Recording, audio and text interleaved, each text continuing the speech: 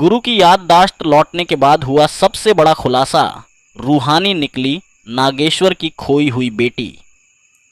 जी हाँ दोस्तों, त्रिपुरारी के जेल जाने के बाद सभी को लग रहा था कि अब गुरु और रूहानी की जिंदगी में सिर्फ खुशियां ही खुशियां आने वाली हैं। पूरा परिवार पहली बार चैन की सांस ले रहा था।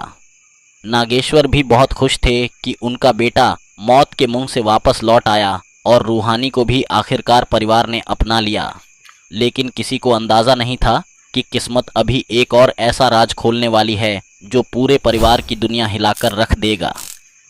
गुरु जब अपनी पुरानी फाइलें और उन सबूतों को देख रहा था जो त्रिपुरारी के खिलाफ इकट्ठा किए गए थे, तभी उसे एक पुराना लॉकेट मिला।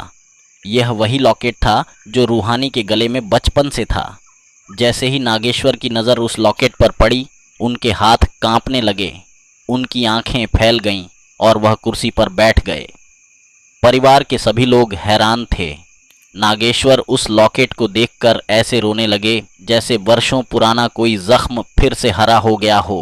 नागेश्वर कांपती आवाज में बोले कि यह लॉकेट उन्होंने अपनी छोटी बेटी को पहनाया था जो 20 साल पहले मेले में उनसे बिछड़ गई थी।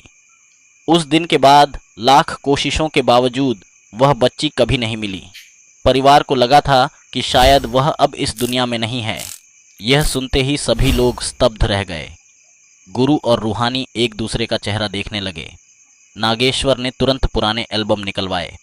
जब उन्होंने एक तस्वीर दिखाई तो उसमें छोटी बच्ची के गले में बिल्कुल वही लॉकेट था जो रूहानी के पास था। रूहानी की आंखों से आंसू बहने लगे। उसे बचपन की कुछ धुंधली यादें आने लगीं। उसे याद आया कि एक मेले में बहुत भीड़ थी, फिर किसी ने उसे उठा लिया था और उसके बाद की जिंदगी उसे कभी ठीक से याद नहीं रही। इसी बीच नागेश्वर ने डीएनए टेस्ट करवाने का फैसला किया। पूरे परिवार की सांसें अटकी हुई थीं। रिपोर्ट आने तक किसी को चैन नहीं था। दूसरी तरफ गुरु भी बेचैन था, क्योंकि अगर यह सच निकला तो उसका और रूहानी का रिश्ता पूरी तरह बदल जाएगा। रूहानी भी अंदर ही अंदर डर रही थी। उसे लग रहा था कि कहीं भगवान उससे उसकी सबसे बड़ी खुशी न छीन ले। आखिरकार रिपोर्ट